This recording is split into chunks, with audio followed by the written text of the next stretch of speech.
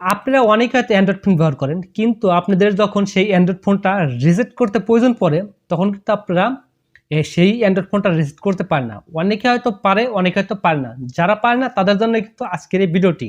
Hello viewers, আসসালামু আলাইকুম। This is Atiqur and welcome to my channel.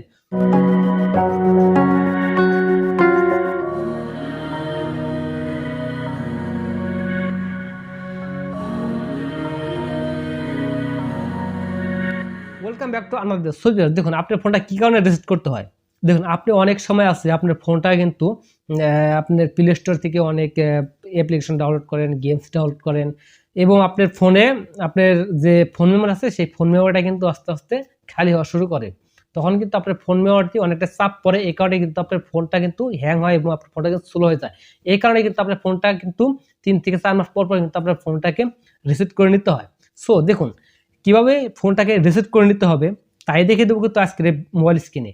But mobile screen দেখানোর আগে একটি কথা বলিনি, আমাদের চ্যানেলে আপনি এই ভিডিওটির মতন আরও অনেক ধরনের ভিডিও এবং মোবাইল রিলেটেড বিভিন্ন ধরনের ইনফরমেশন, আর আপনি তো আমার চ্যানেলে নতুন হয়ে থাকেন তাহলে অবশ্যই আমার চ্যানেলটিকে সাবস্ক্রাইব করে দিবেন এবং পাশে থাকা বেল আইকনটি অবশ্যই বাজিয়ে দিবেন, তাহলে পরবর্তী কোনো ভিডিও আপলোড করলে সবার আগে আপনার কাছে নোটিফিকেশন চলে যাবে।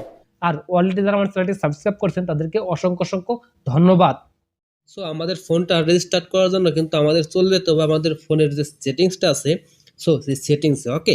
সো দেখুন আমি সেই সেটিংসে চলে যাবো। দেখুন আমার এই ফোনের সেটিংস, আপনাদের সকলের ফোনে কিন্তু সেটিংস আছে। ওকে, সো আপনার সেই সেটিংসে ক্লিক করবেন। ওকে, তো সেটিংসে ক্লিক করার পর আপনারা একটু নিচের দিকে আসবেন। আসার পর এখানে দেখুন নিচে লেখা আছে সিস্টেম।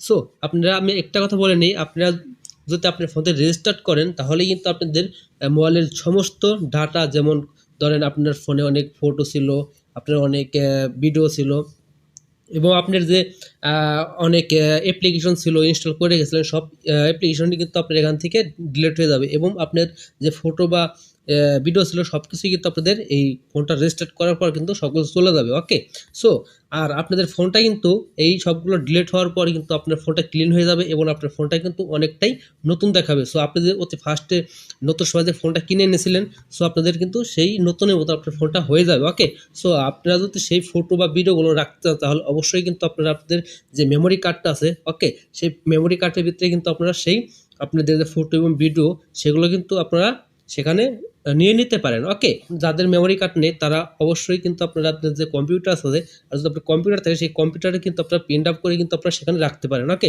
সো যেটাই বললাম, সো আপনারা এই কাজগুলো করে নিলে কিন্তু আপনার ফোন থেকে আপনার যে পার্সোনাল ফটো আর ভিডিও আছে সেগুলো কিন্তু আর কাটবে না। ওকে, তারপরে আপনারা এইগুলো সব কিছু আপনাদের এক জায়গায় রেখে কিন্তু আপনারা আপনার ফোনটি রেজিস্টার্ট করে নেবেন। ওকে, সো রেজিস্টার্ট করার জন্য আপনারা দেখুন যে সিস্টেম, তো সিস্টেমে ক্লিক করবেন।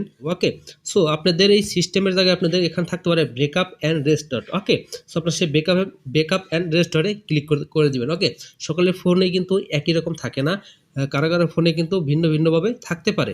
সো আমার ফোনে যেহেতু এখানে গেলে সিস্টেমে গেলে পরে আমার ফোনের সে ব্যাকআপ অ্যান্ড রেজিস্টার পাবো, সো আমি সেই সিস্টেমের উপরে ক্লিক করে দিলাম। ওকে, সো ক্লিক করে দেওয়ার পর আপনারা দেখুন এখানে কিন্তু আমার নিচের দিকে আসার পর দেখুন এখানে লেখা আছে ব্যাকআপ অ্যান্ড রেজিস্টার, সেটা কিন্তু আপনারা ওখানে পেয়ে যাবেন। সো তারপরে আপনারা ব্যাকআপ অ্যান্ড রেজিস্টার ক্লিক করার পর আপনারা কিন্তু আপনাদের ফোনে যখন রিসেট ফোন আছে সেই রিসেট ফোনের উপর একটা ক্লিক করে দেবেন। ওকে, সো সেখানে ক্লিক করে দিলাম। ক্লিক করে দেওয়ার পর আপনারা দেখুন এই নিচের দিকে দেখুন এখানে লেখা আছে ইরেজ অল ডাটা, আপনার সেই ইরেজ অল ডাটায় ক্লিক করে দেবেন। ওকে, ক্লিক করে দেওয়ার পর আপনারা যদি এখান থেকে ইরেজ অল ডাটা এখানে ক্লিক করে দেন, আপনার ফোনটা কিন্তু আগের মতন রেস্টার্ট হয়ে যাবে এবং আপনার ফোনটি কিন্তু আপনার কিছুক্ষণ সময় নেবে আপনার ফোনটি রেস্টার্ট হতে। ওকে, সো আপনারা এমন আছে আপনাদের 5 মিনিট লাগতে পারে, 2 মিনিট লাগতে পারে।